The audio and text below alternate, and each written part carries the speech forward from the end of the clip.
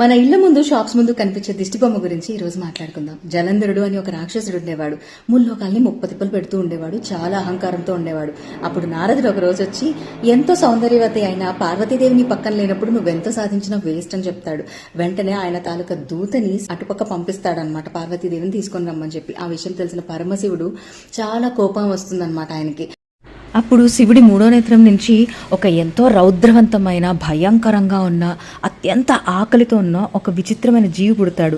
ఈ ఆకలికి ఏం చేయాలని అడిగితే శివుడు చెప్తాడనమాట, నీ బాడీ అంతా నువ్వే తినేసే అని చెప్పి. సో అట్లా వినంగానే వెంటనే తన బాడీని తన తినేస్తాడు. ఓన్లీ ముఖం మాత్రం మిగులుతుంది. అప్పుడు ఆయన భక్తికి మెచ్చి వెంటనే శివుడు అంటాడు, ఇకపై నా భక్తుల్ని లేకపోతే ఎవరైనా కానీ చెడు దృష్టితో ఇబ్బంది పడుతున్నారు అంటే ఆ చెడు దృష్టి అనేది వాళ్ళకి తాకకుండా ఉండడం కోసం నిన్ను వాళ్ళ ఇళ్ల ముందు వాటి ముందు పెట్టుకుంటూ ఉంటారు అని చెప్తారు. ఆయనకి కీర్తి ముఖ అని పేరు కూడా పెట్టారు. ఇకపై నీకు మనుషుల తాలూకా పాపాలు, వాళ్ళ తాలూకా నెగిటివ్ ఎనర్జీయే నీకు ఆహారం అని చెప్తాడు.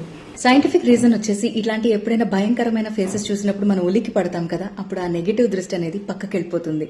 సో అది ఎదుటి వాళ్ళని మన నెగిటివ్ దృష్టి నుంచి కాపాడుతూ ఉంటుంది అంటారు.